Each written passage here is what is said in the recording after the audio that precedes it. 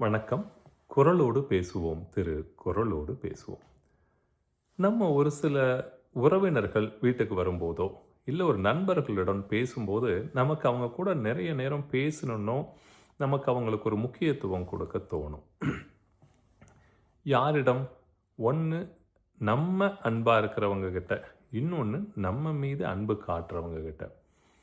பொதுவா யார் கொஞ்சம் அன்பு அதிகப்படியான தன்மை பாசமா இருக்கிறதில்ல. பாசம் மட்டும் இல்ல, அன்பா இருக்கிறவங்களுக்கு. அந்த அன்பா இருக்கிறவங்களுடைய தன்மை எப்படி இருக்கும்னா, பொதுவா எல்லார் மேலயும் ஒரு அக்கறைப்படுவாங்க. இவங்க என்ன பண்றாங்க? இவங்களுக்கு நம்ம என்ன செய்ய முடியும்? அவன் நமக்கு என்ன செய்றான்னு பார்க்கக்கூடியது எண்ணம் இல்ல.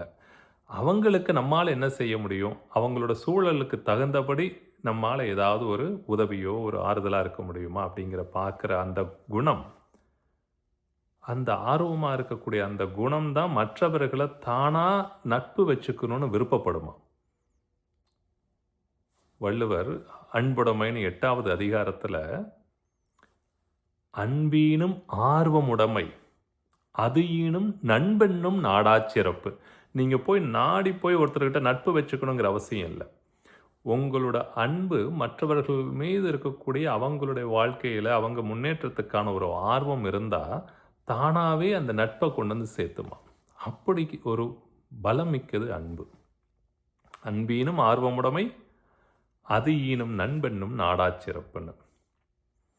அப்படி சொல்லும்போது,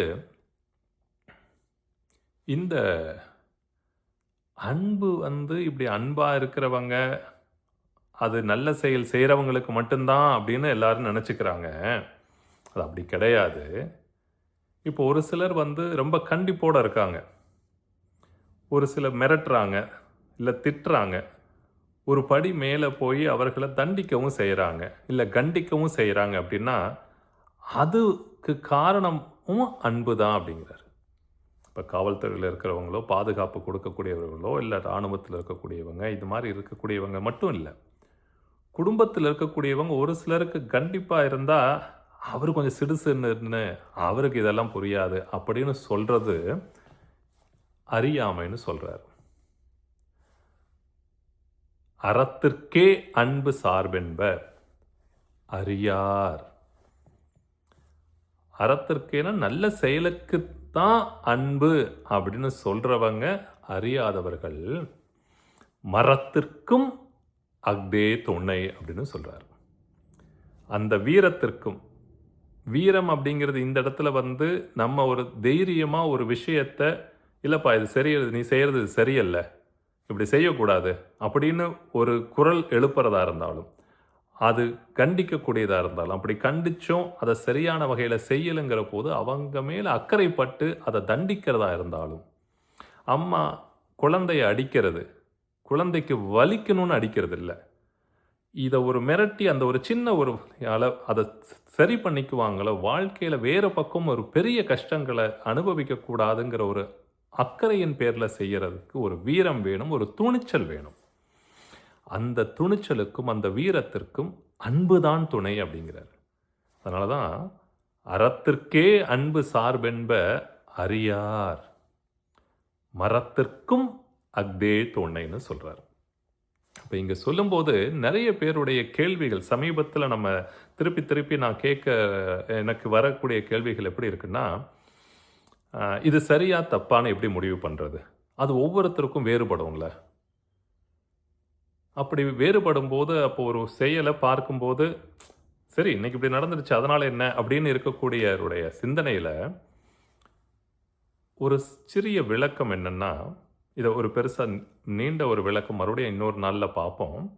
சுருக்கமா சொன்னோம்னா, ஒரு நன்மையும், தீமையும் அத செயல பொறுத்தா, அதனோட விளைவ பொறுத்தா. நான் ஒருத்தன் இப்ப திட்டுறேன், அடிக்கிறேன் அப்படிங்கிறது அந்த ஒரு செயல். கண்டிக்கிறதுங்கிறது, இது தப்பு. இது வந்து அன்புக்கு இது சரியில்ல. நீங்க அமைதியால்ல இருக்கணும். இப்படி ஏன் நடந்துக்கிறீங்கன்னு கேட்கலாம். அதனோட விளைவு அந்த பையனையோ, அந்த மாணவனையோ, ஒரு ஆசிரியரோ, ஒரு பேராசிரியரோ கண்டிக்கும்போது, அவர்களுடைய மதிப்பெண்ணோ நல்ல ஒரு முன்னேற்றம் வரும்போது, அதுவே பாராட்டுதலுக்குள்ளா இருக்கும். அன்னைக்கு அவர் என்ன மிரட்டி திட்டினதுனால தான் நான் இன்னைக்கு கொஞ்சம் படிச்சிருக்கேன் அப்படின்னு இருக்கும். அப்போ விளைவை பொறுத்து என்ன ஆகிடுது, அந்த செயல் நன்மையாக மாறிடுது. ஆனால் இந்த செயல் விளைவு மட்டும் இல்லாமல் நோக்கம்னு ஒன்று இருக்குது. எந்த நோக்கத்தின் சுபாவத்தின் அடிப்படையில் அந்த செயல் செய்யப்படுதுங்கிறது ரொம்ப ரொம்ப ரொம்ப ரொம்ப முக்கியம். இதை திரிகுணாஸ்னு 3 குணங்கள் அப்படின்னு சாத்விக், ராஜசம், தாமசம் அப்படின்னு சொல்லியிருப்பாங்க. தமிழில் சொல்லப்போனால் நம்ம திருக்குறளில் திருவள்ளுவர் தெளிந்து வினையாடல் அப்படின்னு ஒன்று இருக்கும், வினை தூய்மைன்னு இருக்கும். தெளிவு, தூய்மை அப்படிங்கிறது இந்த சாத்விகமானது. அது ஒரு விருப்பம், நோக்கம், பலனை கருதி செய்யக்கூடியதில் ராஜசமான ஒரு இது இருக்கும். அதுவும் தப்பு கிடையாது. இன்னொன்று மயக்கம், அறியாமை, வெறுப்பில் செய்யக்கூடிய செயல்பாடுகள். இந்த நோக்கத்தில், மூன்றாவதான நோக்கத்தில் செய்யக்கூடியது கட்டாயம் சரியாக இருக்க முடியாது இல்லையா? இந்த வினை தூய்மை, தெரிந்து தெளிந்து வினையாடல், இதெல்லாம் வரக்கூடிய அதிகாரங்களில் பார்ப்போம். அன்றைக்கு இப்போ நம்ம செய்யக்கூடிய அன்பின் காரணம் அது அறத்திற்கு மட்டுமல்ல, மரத்திற்கும் அதுதான் துணை அப்படின்னு சொல்லி மீண்டும் மற்றொரு காணொளியில். நன்றி, வணக்கம்.